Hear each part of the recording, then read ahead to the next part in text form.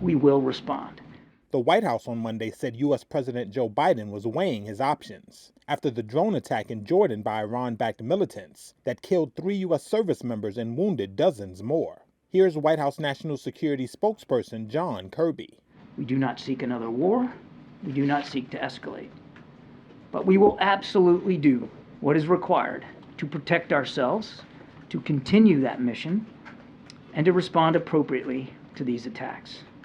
Earlier in the day, U.S. Defense Secretary Lloyd spoke on the issue as well. The President and I will not tolerate attack on U.S. forces, and we will take all necessary actions to defend the U.S. and our troops.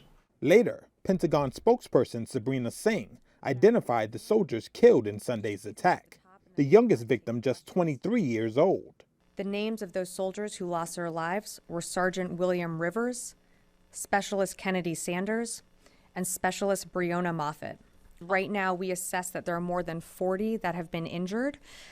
We do expect that number to continue to fluctuate as our service members, as you know, with TBI, report symptoms later on, so that number could continue to grow. The attack put new political pressure on Biden to deal a blow directly against Iran, a step he has been reluctant to take out of fear of igniting a broader war. Sunday's strike marks the first deadly attack against U.S. troops since the Israel-Hamas war erupted in October.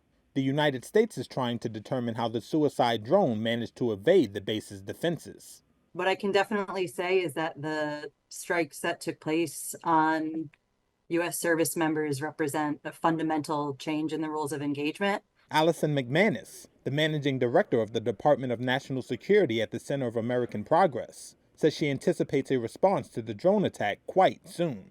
Iran has taken advantage, frankly, of the current moment of conflict to do what Iran has been doing for many, many years, which is to disrupt, to target the U.S. and partners in a variety of ways, mostly through the efforts of its proxy militias. So again, what Iran is doing is testing where that line is, how much it can get away with in targeting U.S. interests, whether those are military interests or economic interests, and really testing the U.S. in terms of its response.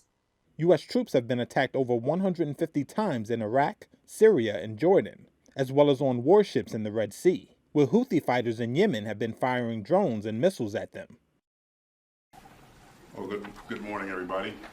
Let me start with my outrage and sorrow for the death of 3 brave U.S. troops in Jordan and for the other troops who were wounded. The President and I will not tolerate attack on U.S. forces, and we will take all necessary actions to defend the U.S. and our troops.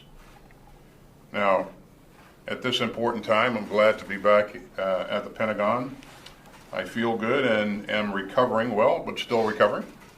And I appreciate all the good wishes that I've received thus far.